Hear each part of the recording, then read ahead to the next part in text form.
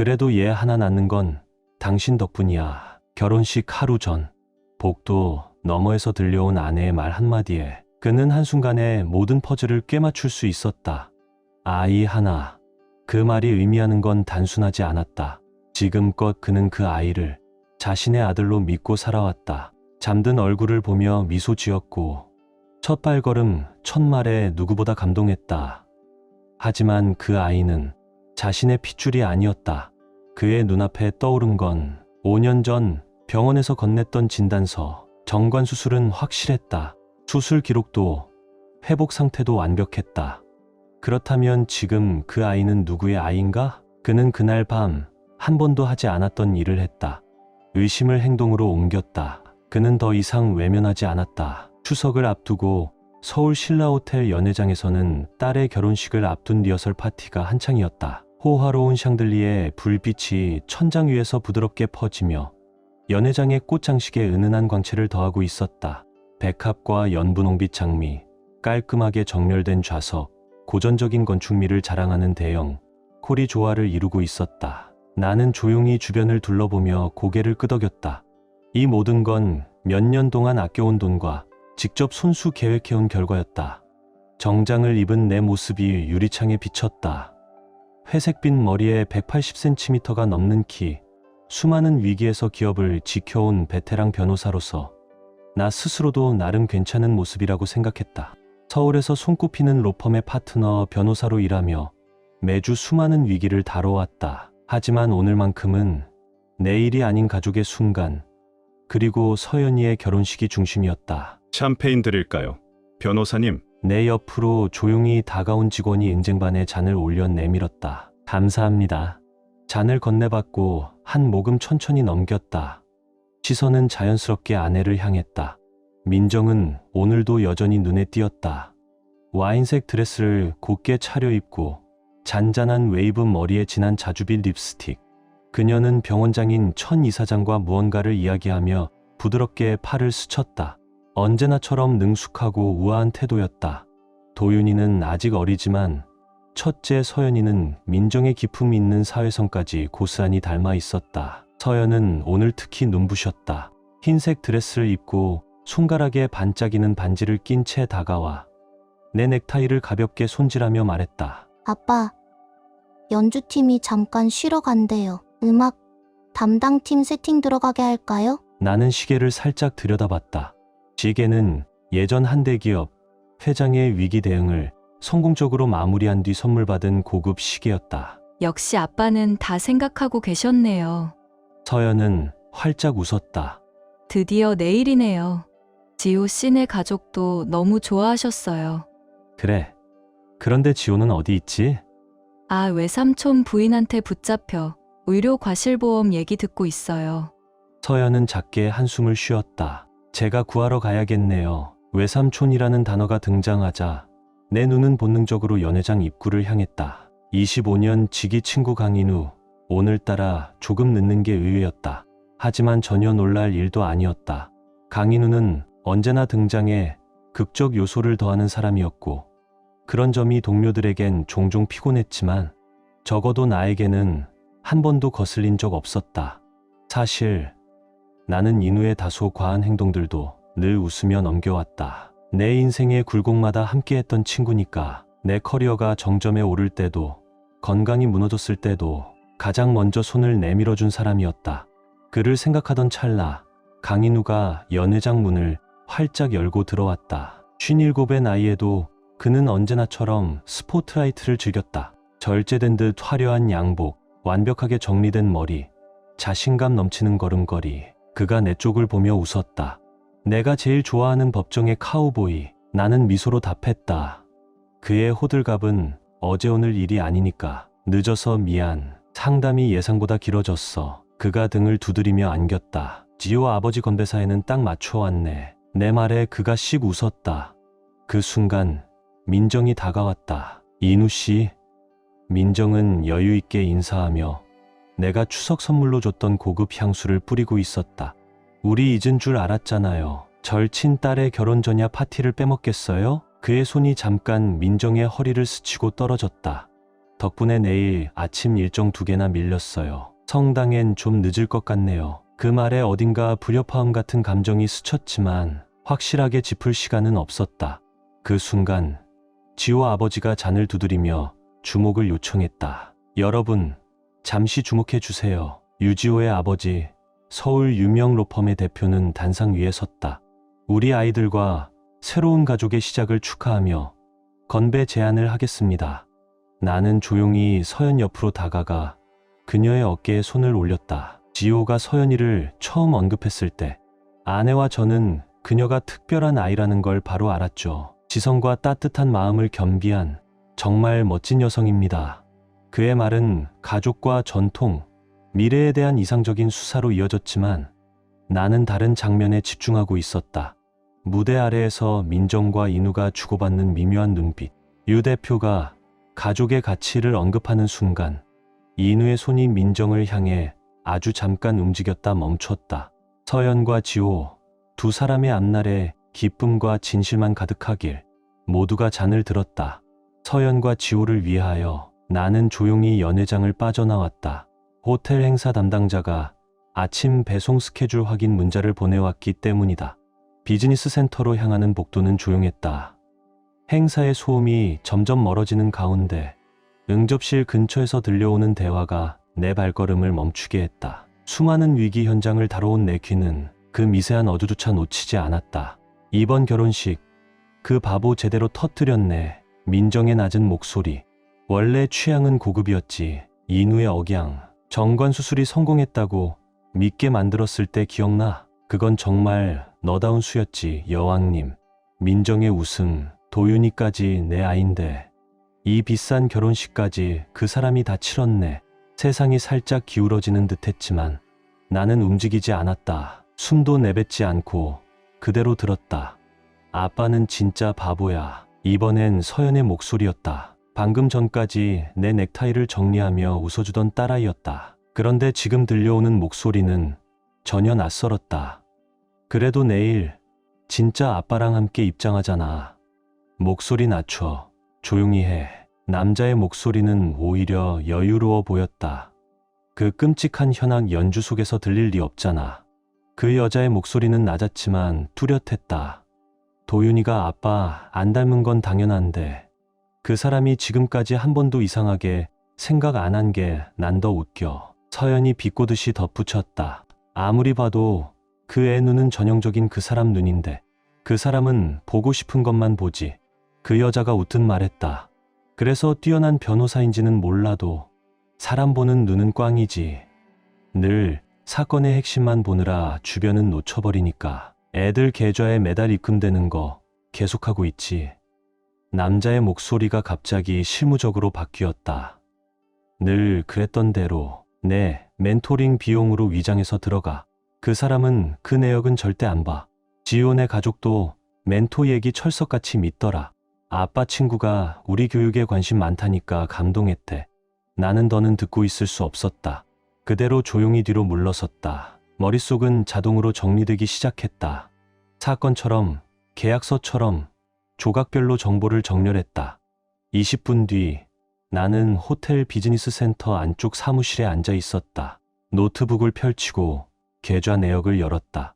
모던한 조명과 절제된 인테리어가 그 순간 내 마음 상태와 묘하게 맞아떨어졌다. 손은 여전히 흔들림 없이 키보드를 눌렀다. 수년간의 거래 기록이 펼쳐졌다. 그 안에는 정기적으로 이루어진 입금 내역, 도윤이 명의의 계좌로 수년간 꾸준히 들어온 멘토링 프로그램 지원금 명목의 송금. 그 시기는 도윤이 출생 직후부터 시작되었고 금액은 아이의 나이에 따라 점점 증가하고 있었다. 나는 첫 번째 전화를 걸었다. 나와 오래 일한 변호사에게 L 패키지 지금 바로 실행해줘.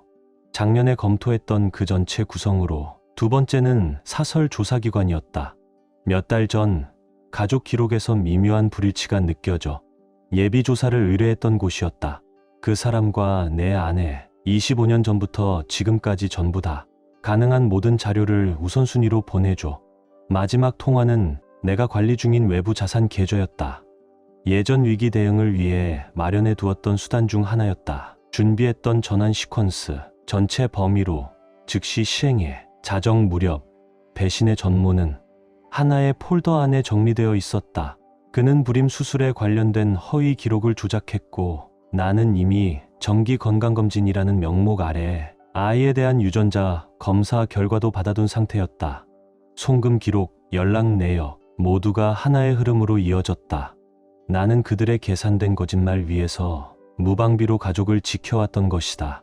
호텔 비즈니스 센터는 이미 텅 비었고 연회장의 마지막 손님도 이제야 떠나는 소리가 들렸다. 잠시 후 메시지가 도착했다. 오빠, 올라오실 거예요? 다들 어디 가셨냐고 물어봐요. 나는 조용히 노트북을 덮고 가죽 케이스에 천천히 밀어 넣었다. 아무 말 없이 아주 침착하게. 아침이면 나는 25년간 위기 대응과 법리 해석을 통해 배운 불필요한 조직을 절단하는 기술을 세상에 증명하게 될 것이다. 결혼식은 새로운 시작이 맞았다. 다만 그들이 예상한 시작은 아니었다. 나는 문자 하나를 보냈다. 마지막 준비 확인 중이야.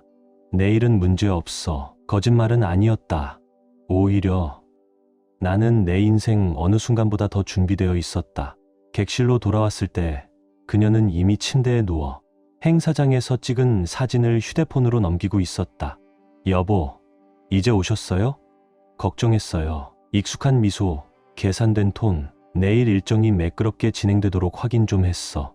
나는 평소와 다름없는 표정으로 답했다. 모든 준비 끝났어. 당신은 늘 꼼꼼해서 좋아요. 그녀는 침대에서 손을 뻗었다. 나는 반 발자국 비켜섰다. 내일 큰 날이니까 푹 쉬어야지. 화장실에서 나는 더 오래 거울을 들여다보았다. 익숙한 얼굴, 단정한 이마, 차분한 눈빛. 수많은 협상과 소송을 돌파해온 그 시선. 하지만 그 안에서 나는 달라진 나를 보고 있었다. 사건을 분석하다 어느 순간 결정적 오류를 찾아내는 그 찰나처럼, 실제 문제의 원인이 드러나는 바로 그 순간처럼, 그 명확함, 이제 무엇을 해야 할지 분명히 아는 순간, 그날 밤 그녀는 평온하게 잠들었다. 몇 시간 후 모든 걸 알게 되겠지. 하지만 지금은 모르고 있었다. 나는 조용히 눈을 감았다. 내 머릿속은 이미 다음 날의 절차를 정리하고 있었다. 밤은 조용히 흘렀다. 두꺼운 호텔 벽이 바깥 세상의 소음을 차단했다. 객실 복도 건너 아이들도 각자의 방에서 잠들어 있었다. 다만 그 중 한 명은 내 아이가 아니었다. 그 누구도 오늘이 마지막 연극의 막이라는 걸 모르고 있었다. 나는 어둠 속에서 아주 작게 미소 지었다. 내일은 절대 잊히지 않을 날이 될 것이다. 그날 새벽 서울 하늘은 분홍빛으로 물들었고 명동 성당의 첨탑 위로 여명이 비치고 있었다. 오전 6시 45분 결혼식 준비를 위해 제일 먼저 도착한 예식 담당자는 성당 입구에 붙어있는 인쇄물들을 발견했다. 한서연 양과 유지호 군의 결혼식은 취소되었습니다. 혼선을 드려 죄송합니다. 예식 담당자는 놀라며 바로 전화를 걸었다. 하지만 수신자는 받지 않았다. 7시가 되자 정장을 차려입은 하객들이 하나둘 도착했다. 그리고 도착한 이들에게는 아이보리색 상자가 전달되었다. 원래 피로연에서 나눌 선물이었다. 그 상자 안에는 조심스럽게 접힌 인쇄물 한 장과 USB가 함께 들어 있었다. 먼저 상자를 연 한 인사는 하얗게 질린 얼굴로 아내를 불렀다. 이건 말도 안 돼. USB 안에는 정리된 문서들이 들어 있었다. 수년간의 계좌 이체 내역, 사진, 의료 기록, 법률 문서. 누군가는 바로 옆 차 안에서 노트북으로 자료를 열람하고 있었다. 나도 눈치채고 있었어. 그는 낮게 중얼였다. 근데 그녀도 그 가족도 모두 알고 있었던 거야. 스크린을 넘기던 그의 손이 멈췄다. 비공개 대화 속에서 그녀는 오래전부터 그 남자를 아빠라고 불러왔다. 성당 계단은 충격에 빠진 표정과 속삭임으로 가득 찼다. 그날의 진짜 결혼식은 끝났고 새로운 진실만이 드러나고 있었다. 성당 계단 아래 물이 지은 병원 이사진들은 태블릿과 문서를 돌려보며 얼굴을 굳혔다. 의료윤리 위반, 허위 기록, 부정 송금. 단순한 가정사가 아니었다. 한때 민정의 완벽한 삶을 부러워하던 상류층 인사들조차 이젠 손바닥으로 입을 가린 채 조용히 수군거릴 뿐이었다. 오전 7시 30분. 검정 세단이 성당 앞에 급히 멈춰섰다. 실크 가운에 슬리퍼 차림 그대로 민정이 뛰어내렸다. 정리된 표정은 이미 정민졌고 눈은 불안과 분노로 번들거렸다. 그 뒤를 이어 한 남자가 따라 들어왔다. 평소의 여유로운 표정은 간데없고 잔뜩 날선 얼굴이었다. 그 사람 어딨어요? 민정이 예식 담당자의 팔을 붙잡았다. 남편분이라면 이미 6시에 도착하셨어요. 지금 제의실에 계십니다.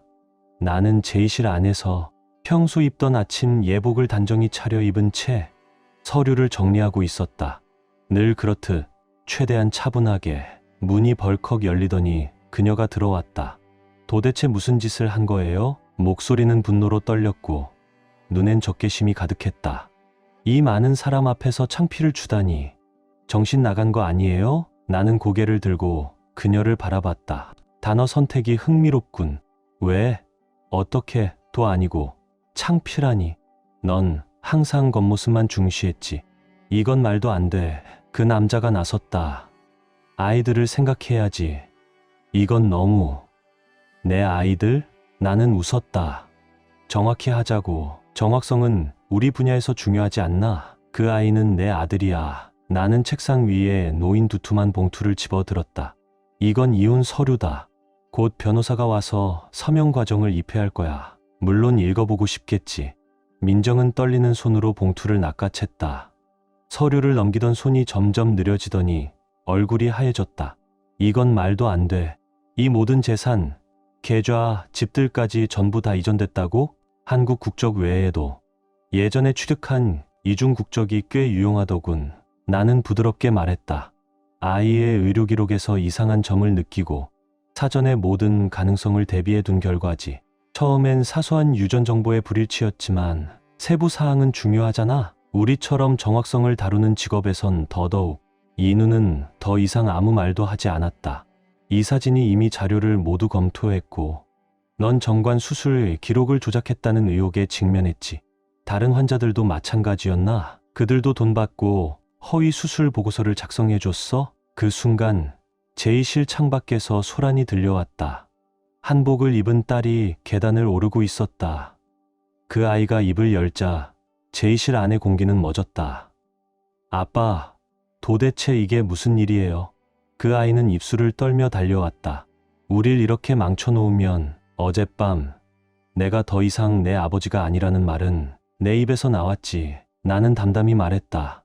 그동안 보내준 편지들, 아빠처럼 되고 싶어요라며 울먹이던 이야기들 다 거짓이었구나. 차라리 연기를 전공했어야지. 딸의 눈이 흔들렸다. 뒤따라 들어온 친족들이 당황한 얼굴로 섰다. 당신 같은 사람은 딸이 소리치려 했지만 나는 책상 위 스마트폰을 가리켰다. SNS라는 건 빠르게 퍼지더군. 하지만 먼저 확인해봐. 신탁 계좌 상태부터. 자정 기준으로 모든 계좌는 교육신탁으로 전환됐고 장기적 기만 행위에 대한 조항이 추가되었어. 방 안은 고요해졌다. 그제야 문이 열리고 내 변호사와 로펌의 대표급 인사가 들어왔다. 그녀는 남자에게 차갑게 말했다. 이사회에 가서 설명하시죠. 보험사에도 연락을 드려야 할 테고요. 민정 쪽으로 돌아서며 덧붙였다.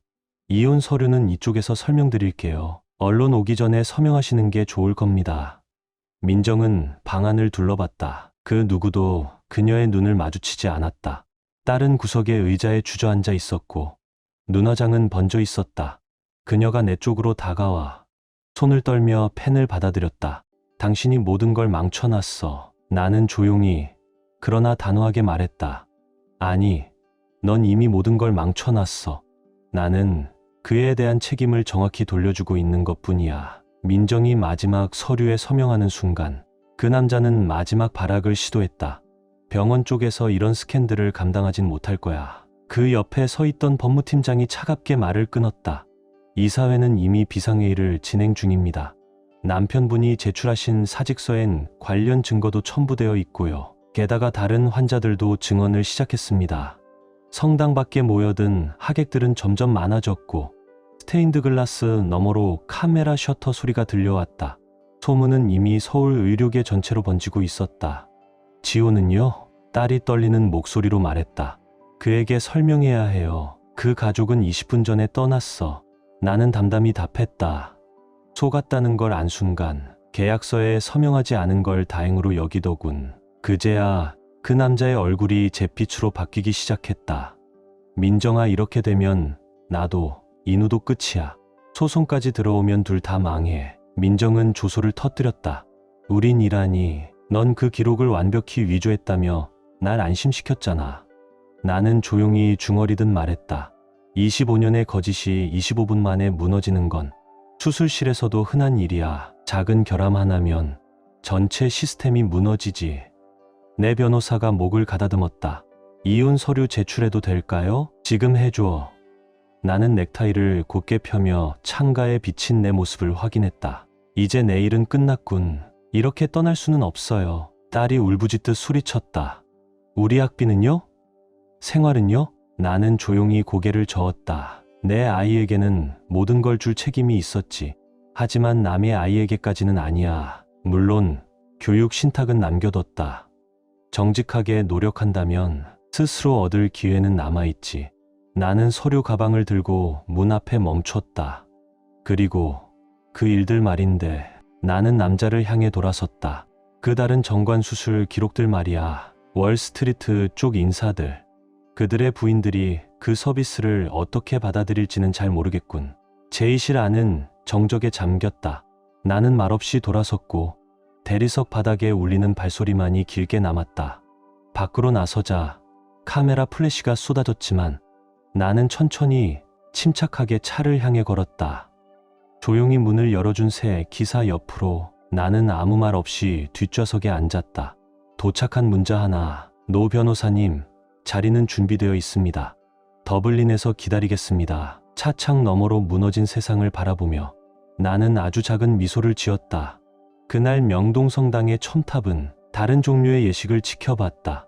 축복이 아닌 진실의 선언. 차는 조용히 그 자리를 빠져나갔다. 그 남자는 분노한 아내와 이사회 앞에 섰고 민정이 쌓아온 허울뿐인 사회적 이미지는 종이장처럼 무너졌다. 아이들은 현실 앞에 무너지는 특권을 처음으로 마주했다. 하지만 나는 단지 한 수술이 성공적으로 끝났을 때의 평온함만을 느꼈다. 고름은 제거되었고 이제 건강한 회복만 남았다. 문자 하나가 더 도착했다.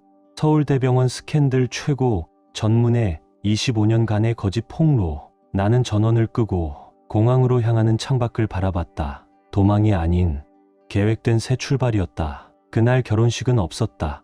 하지만 새로운 인생은 정확히 시작되었다. 1년 후 새벽 햇살이 더블린 강 위로 비치고 고급 주거지 창가에 다이아몬드처럼 반짝였다. 나는 통유리 앞에 서서 태블릿으로 환자 자료를 넘기며 커피를 마셨다. 식탁 위에는 아일랜드 일간지가 펼쳐져 있었다. 서울 출신 외과 변호사, 혁신적 심장 판막 기술 개발, 새로 부임한 병원장의 메시지가 도착했다. 연구 예산 승인 완료, 전권 부여, 병원 전체가 선생님 영입을 자축 중입니다. 나는 휴대폰을 내려놓고 창밖으로 시선을 옮겼다. 배신은 내게 순진함을 빼앗았지만 대신 더 귀중한 것을 남겼다. 명확함, 내가 이룬 모든 것, 내가 성공시킨 사건, 내가 설계한 시스템. 이제 그 어디에도 가짜 가족의 그림자가 끼어들 틈은 없었다. 태블릿 화면에 뉴스 속보가 떴다. 서울대병원 사기 의혹 의료 사기 혐의로 전 과장 피소. 사진 속 법원 앞에 선 그 남자의 모습은 예전의 완벽한 외모와는 딴판이었다. 지친 얼굴, 흔들리는 눈빛. 그 기사에는 부유한 환자들이 속속 고소에 나섰다고 나와 있었다. 정관수술 위조라는 말은 이제 언론도 주저없이 쓰고 있었다. 곧이어 또 하나의 알림이 떴다. 간호사 면허 심사 및 보험 사기 혐의 수사 착수. 사진 속 그녀는 카메라를 피하며 빠르게 이동하고 있었지만 그 조심스러운 발걸음조차 예전의 당당함과는 거리가 멀었다. 내가 고용했던 조사관은 치밀하게 파고들었다. 그녀가 간호사로서 가짜 수술 기록에 가담한 흔적들. 한 겹씩 벗겨지는 허위의 레이어는 결국 그녀를 완전히 고립시켰다. 사람들은 등을 돌렸고 그녀의 세계는 조용히 붕괴되었다. 인터폰이 울렸다. 변호사님, 9시 연구팀 회의 준비되었습니다. 고마워요, 지연 씨. 나는 준비물을 챙기고 액자에 비친 내 모습 앞에서 넥타이를 정돈했다. 혁신적 심장 수술 기술로 주목받는 한지훈 변호사. 헤드라인 아래에 내 얼굴이 지금의 나를 대변하고 있었다. 지난 1년은 나를 변화시켰다. 하지만 그들이 기대했던 방향과는 정반대였다. 분노도 증오도 없었다. 남은 건 오직 명확함과 집중력. 나는 내 기술을 산 전반에 적용하기 시작했다. 한편 바다 건너편 그들의 세상은 서서히 무너지고 있었다. 서울 어딘가 딸은 좁은 오피스텔 한쪽에 앉아 휴대폰을 바라보고 있었다. 화면엔 예전 예비 신랑의 새로운 약혼 소식이 떠 있었다. 속지 않은 결혼. 그 기사에는 신랑 가족이 다행히 계약 전이었다고 말한 인터뷰도 담겨 있었다. 그녀가 연락을 시도했을 때 돌아온 건 법적 경고문이었다. 약속되었던 병원 레지던시도 이후 정민졌고 그녀는 지금 이비인후과 단기 진료 대타 근무 중이었다. 누구의 길도 따를 수 없게 된 것이다. 도시 반대편 또 다른 아이는 한 대학교 앞에서 메일을 붙든 채 멍하니 서 있었다. 최근 사건에 따른 윤리 조항 위반으로 인해 입학 취소 결정. 그녀가 계획했던 외과 의사로의 길. 그 조용한 무게 속에 완전히 정민졌다. SNS로 나를 비난하려던 시도는 오히려 수많은 환자들의 진심 어린 증언에 묻혔다. 20년 전 무료 수술로 내 아이를 살려주신 분입니다. 그 자식들은 거짓으로 그를 무너뜨리려 했죠. 마지막으로 어린 아들은 대학 등록 사무실에서 말을 잇지 못하고 있었다. 죄송합니다. 다음 학기 등록금이 입금되지 않아 등록이 불가합니다. 아버지가 아니, 그 사람이 보낸다고 했는데 그분의 사무실에서 자금 지원은 불가능하다는 답변을 받았습니다. 그 아이는 조용히 앉아 있었지만 그 눈에는 아직 자존심이 남아 있었다. 신탁 계좌를 회복하려면 공식적인 사과와 진실 고백이 필요했다. 하지만 그는 아직 그 대가를 받아들이지 못하고 있었다. 그날 밤 서울 외곽의 낡은 아파트. 민정은 밀린 고지서를 분류했고 그 남자는 거실을 불안하게 걸어 다녔다. 보험사에서 답변 왔어. 전액 거절. 사기에는 보험 적용 안 된다고. 완벽하게 처리됐다며. 그 기록은 안 들킬 거라며. 민정의 얼굴이 일그러졌다. 내가 수술한 척했고 난 그에 맞춰 간호 기록 작성했잖아. 결국 뭐야? 넌 간호 면허 심사 중이고 난 의사 면허 박탈 직전이야. 그래도 최소한 나는 형사 고발은 안 당했잖아. 민정이 씁쓸하게 말했다. 몇 명이야? 가짜 수술을 그렇게 몇 명 한 거지? 20명? 30명? 그녀의 목소리는 날카롭게 갈라졌다. 아이들 학비 나올 땐 아무 말 없었잖아. 그 남자가 쏘아붙였다. 내 디자이너 옷장 유지한 것도 내 멘토링 비용 덕 아니었냐. 그들의 지친 싸움은 변호사의 전화로 잠시 끊겼다. 전화를 끄는 그는 고개를 절레절레 흔들었다. 또 3명 더 고소에 합류했대. 특히 그 부인들이 너랑 같이 조작한 불임 클리닉 기록에 관심이 많다더군. 그녀는 대꾸도 못한 채 휴대폰 알림을 확인했다. 또 한 명의 친구가 SNS에서 그녀를 언팔했다. 한때 서울대병원 부부 권력으로 불렸던 이미지도 이제 남은 건 뒷말과 냉소뿐이었다. 어느 자선행사든 그녀를 보는 시선은 등 돌린 채였다. 한편 더블린에서 나는 신규 프로젝트 지원자들의 서류를 검토하고 있었다. 이번엔 의료윤리 장학제도, 환자 권익 보호를 위한 차세대 전문가, 양성 프로그램, 내 가족이 남긴 상처가 결국 한 세대를 바꿀 제도로 이어지고 있다는 게 아이러니하면서도 의미 있었다. 비서가 문을 두드렸다. 변호사님, 서울대병원 이사회에서 복귀 제안을 다시 보냈습니다. 나는 망설이지 않고 답했다. 거절해 주세요. 대신 내가 최근 발표한 의료윤리 논문을 같이 첨부해 주세요. 그쪽엔 좀 필요해 보이네요. 해질 무렵 더블린 강 위로 주황빛이 퍼졌다. 창문에 비친 내 모습은 더 이상 상처받은 피해자가 아니었다. 나는 그 배신을 전환점으로 삼았고 결국 새로운 방향을 만들어냈다. 배신은 나를 부쉈지만 다시 쌓아 올린 건 진실 위의 유산이었다. 다른 한편 서울의 한 변호사 사무실, 강인우는 끝없이 쌓이는 고소장에 질린 얼굴로 앉아 있었다. 수술받은 줄 알았던 기업인들이 뒤늦은 임신 소식으로 줄줄이 진실을 파헤치고 있었다. 단순한 의료 과실이 아닙니다. 변호사의 목소리는 낮고 무거웠다. 보험 사기는 형사 사건이 될 수 있어요. 그 여자 이름 꺼내지 마. 그가 손을 들어 말을 막았다. 한때는 짜릿했던 관계였고 모든 걸 걸 만큼 가치 있다고 믿었지만 이젠 올가미가 목을 조이고 있을 뿐이었다. 책임 전가 조심하시죠. 변호사는 조용히 덧붙였다. 검찰 쪽에선 그녀가 얼마 동안 수술 조작을 알고 있었는지 주목하고 있습니다. 이미 증언거래 조건을 논의 중입니다. 도심 반대편 간호사 심사위원회 앞, 그녀는 정장을 단정히 차려입고 잔뜩 긴장한 얼굴로 앉아 있었다. 길버트 여사로 부를까요? 아니면 이제 납시로? 이 위원장의 질문에 그녀는 이를 악물었다. 길버트로 하죠. 노 변호사와의 이혼은 정확하고 잔인할 정도로 빨랐다. 그 남자의 결혼 약속은 돈과 함께 정민졌고 남은 건 검토 중인 자격 박탈과 비어가는 계좌뿐이었다. 15년 이상 반복된 수술 후 기록 위조. 그 모든 수술에는 간호 기록이 필요했고 그 기록은 당신이 작성했습니다. 심사위원장은 냉정하게 말했다. 그 남자가 괜찮다고 했어요. 그녀가 작게 항변했지만 다른 위원이 말을 잘랐다. 그의 말은 상관없습니다. 당신의 전문성, 윤리 기준이 문제입니다. 수많은 여성들이 의료진을 믿고 가족의 중요한 결정을 내렸습니다. 그런데 당신은 그 선택을 기만했어요. 그녀의 가족을 파괴한 그 행위는 이제 타인의 가족까지 무너뜨리고 있었다. 심사 결과는 만장일치였다. 간호사 면허, 박탈.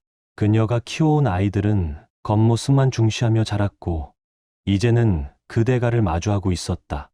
딸은 병원에 취업을 시도했지만 추천서 확인 결과로 거절당했다. 죄송하지만 병원 이미지와 맞지 않습니다. 인사팀장은 단호했다. 전 어릴 때 아무것도 몰랐어요. 그녀가 항의했지만 26살에 두 남자 손잡고 입장하려 한 사람이잖아요. 그걸 모른다고 하기엔 SNS에서 조롱했던 내용이 너무 명확해요. 다른 아이는 SNS를 통해 아버지를 비난하며 여론전을 펼쳤지만 돌아온 건 그에 대한 찬사였다. 수많은 환자들의 증언, 간호사와 후배들의 인터뷰, 공개된 적 없던 자선 진료 기록. 그는 우리 아이를 살려줬어요. 그의 자식들은 그 은혜를 비웃었지만요. 그리고 가장 어렸던 아이는 커피숍 한켠에서 누군가를 바라보고 있었다. 그 남자, 그가 눈앞을 지나가며 그를 보지조차 않았다. 아버지, 등록금 지원해 주신다고 했잖아요. 그가 낮은 목소리로 말했을 때, 지금 나한테 소송만 몇 개인데 재산은 동결됐고 커리어는 끝났고 너희 어머니는 돈만 밝히지. 이제 널 챙길 여유는 없어. 그 말은 정확히 계산된 이별보다 더 아팠다. 그 남자는 아무것도 남기지 않았다. 핑계만 남겼다. 그날 저녁 서울 외곽의 그 아파트 안, 둘의 위대한 사랑은 이제 서로에게 침뱉는 싸움으로 끝나고 있었다. 아들이 오늘 돈 좀 달라며 찾아왔어. 그가 말했다. 우리 아들, 그녀가 정정했다. 너희 아들, 이제 그만하자. 이 연극이 우리를 어디로 데려갔는데 난 명예도 있었고 직업도 있었고 사람들에게 존경도 받았어. 지금은 방 하나짜리 집에 면허조차 없는 여자 하나랑 산다고. 그래도 나는 형사 처벌받지는 않을 거야. 그녀가 날카롭게 되받았다. 요즘 의류 사기 형량이 몇 년이지? TV에서 뉴스 속보가 흘렀다. 더블린 혁신 의료 수술 성공 아동 생명 구해. 한지훈 변호사 국제학회에서 극찬. 방 안은 무거운 침묵에 잠겼다. 5년 뒤 보스턴 의료 혁신 콘퍼런스. 내 이름이 발표되자 세계 각국의 전문가들이 고개를 들었다. 기조연설을 마친 후 병원 복도에서 낯익은 얼굴을 마주쳤다. 그 아이, 커진 키, 말라진 몸, 의료 보조복을 입고 물품 수레를 밀고 있었다. 변호사님, 그가 조심스럽게 말을 걸었다. 커뮤니티 대학 다니면서 여기서 아르바이트 중입니다. 나는 조용히 그를 바라봤다. 예전의 오만은 정민졌고 그 자리에 뭔가 이해라는 것이 자리 잡고 있었다. 신탁 계좌는 여전히 유지 중이다. 진정성 있게 노력한다면 그 자격은 내 손에 있다. 알아요. 그가 고개를 끄덕였다. 이 일을 하며 진짜 의료란 뭔지, 환자란 어떤 존재인지 알게 됐어요. 이제야 당신이 말하던 진심의 의미를 알겠습니다. 나는 짧게 답했다. 이해는 시작일 뿐이다. 결정하는 건 행동이야. 간호사의 호출로 그가 다시 수레를 밀고 복도를 떠났다. 그 뒷모습을 조용히 바라보며 나는 생각했다.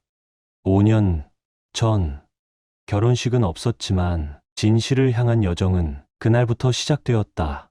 그들은 모든 것을 잃었다. 커리어, 명예, 사람들의 신뢰까지. 어떤 병원도 그런 이력을 가진 사람을 채용할 이유가 없었다. 내가 그랬잖아. 안 들킬 거라고. 거짓말한 건 너잖아. 서로에 대한 원망만이 그들의 일상 대화가 되었다. 반면 나는 전혀 다른 방향으로 나아가고 있었다. 서울 외곽에 자리한 재단은 심장치료 기술과 의료윤리를 결합한 새로운 길을 열고 있었고, 내가 발표한 연구 논문은 국내 여러 의과대학에서 교과서처럼 사용되기 시작했다.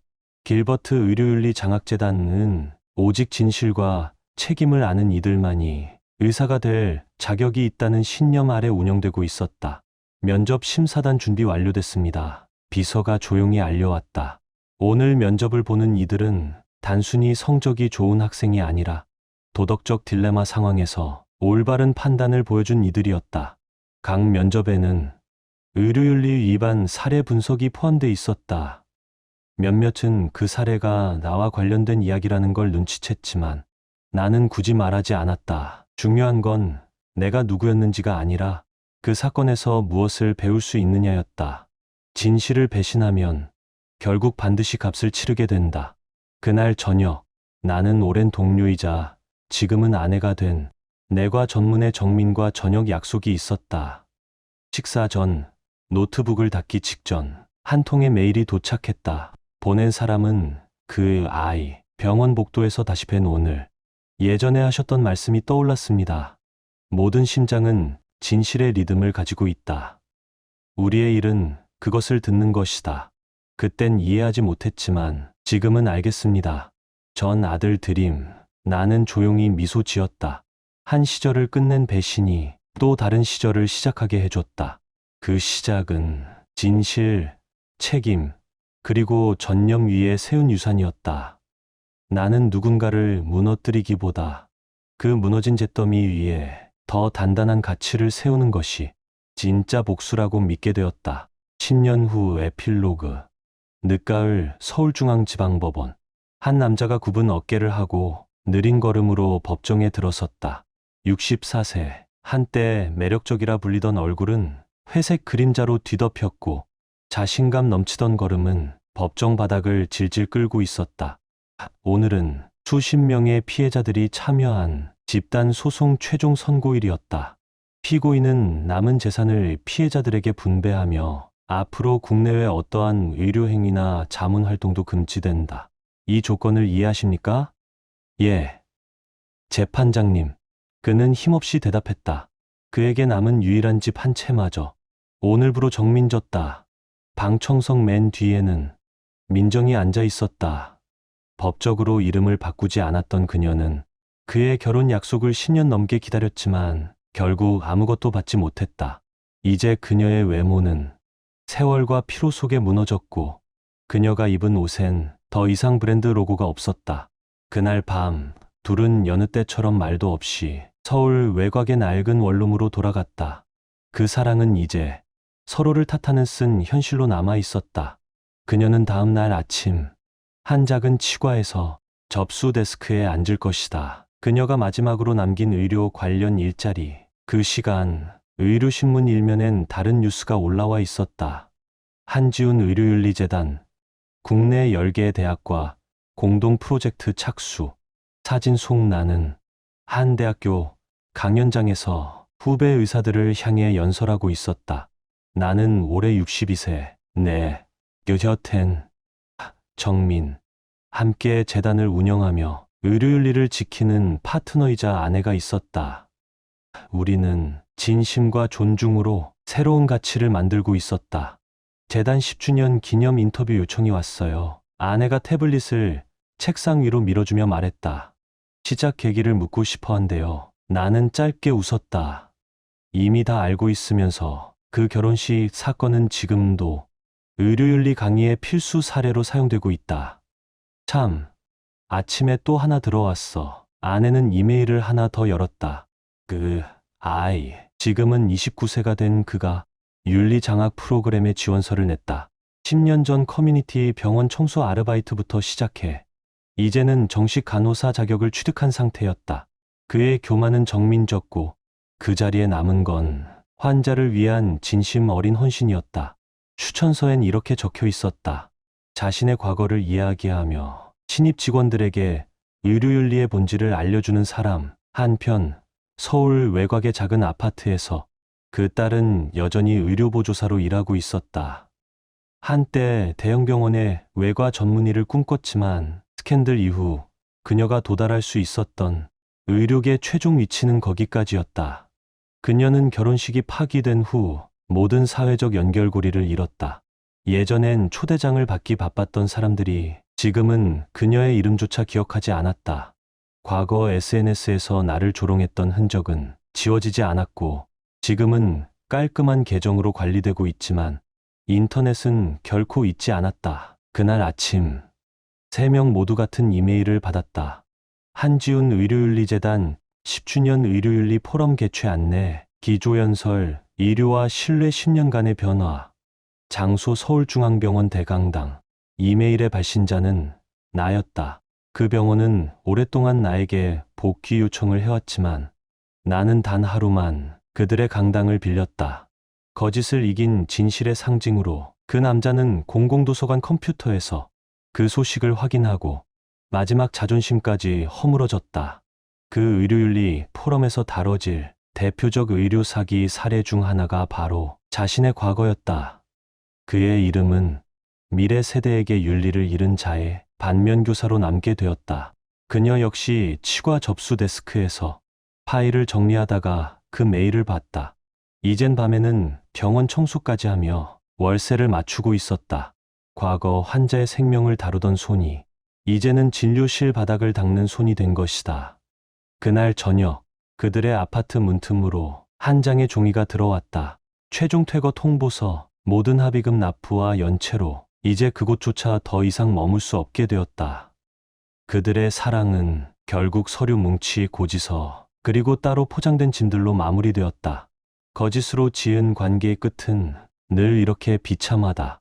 그리고 서울중앙병원 대강당 수백 명의 의료인, 학생, 윤리위원회가 자리했다. 기조연설 마지막, 나는 말했다. 의료란 신뢰 위에 서 있습니다. 의사와 환자, 동료와 동료, 기관과 사회, 그 모든 사이에 필요한 건 단 하나, 진심과 정직입니다. 첫 번째 줄, 도윤은 간호복을 입고 앉아 있었다. 한때 모든 걸 잃었다고 생각했던 그는 이제는 스스로의 손으로 삶을 회복해가고 있었다. 그가 과거를 넘어 앞으로 나아가는 모습을 보며 나는 깨달았다. 배신은 영원히 짐이 아니다.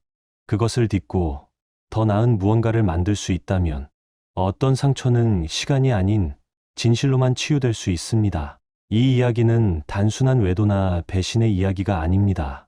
선택에 대한 이야기입니다. 편안함보다 진실을 택하고 침묵 속에서 보호를 선택하며 무너진 자리에서 다시 세워나가는 용기의 이야기입니다. 한지원은 완벽하지 않았습니다. 그는 상처받았고 떠났습니다. 하지만 그 떠남이야말로 아이들에게 남긴 가장 명확한 유산이었습니다. 그리고 서연과 도윤은 증명해냈습니다.